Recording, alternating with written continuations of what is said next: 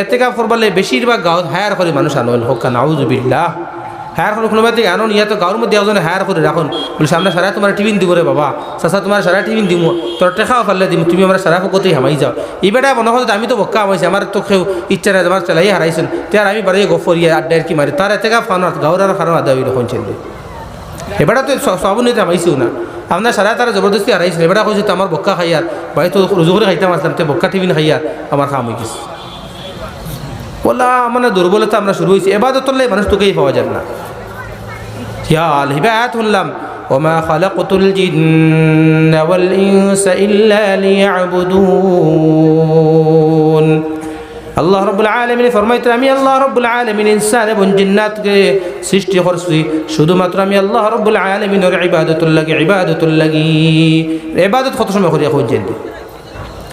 OLA মানে জাহিল আমরা হয়েছি ওলা জাহিল হয়েছি আরি বেটা নমাজ ছাড়িয়া দোকানদারি করে নমাজ ছাড়িয়া খেত করে নমাজ ছাড়িয়া বেটা চাকরি করে নমাজ ছাড়িয়া আজিরে খাম বেটা করে করিয়া করে আপনি আল্লাহ মাফ দিবি তার তো এবাদত হরে তারা খাবাই বৌরে খাবাই কি হয়েছে এবাদত তোমার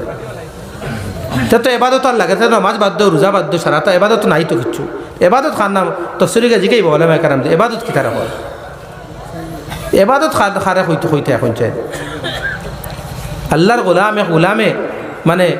12 ঘন্টা আল্লাহ আল্লাহ করিয়া 12 ঘন্টা তার আরেক মালিকের খেদমত করুন খেদমত করে আল্লাহর হইতে ও আল্লাহ রায় খান্দিতরা এলাহি আওজাবতা আলাইয়া খিদমাতা মাওলায়া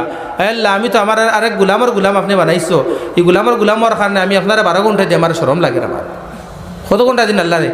12 ঘন্টা আল্লাহ দিয়ে হতে আল্লাহ আমার শরম লাগে আল্লাহ আপনি যদি আমার গুলাম মালিক থেকে আপনি যদি আমার আজাদ হয়ে দিলেইতা খালি আপনার গুলাম বানাইলেইতা তাহলে আমি 24 ঘন্টা সময় আমি আপনারা দিলাম হায় রে হায়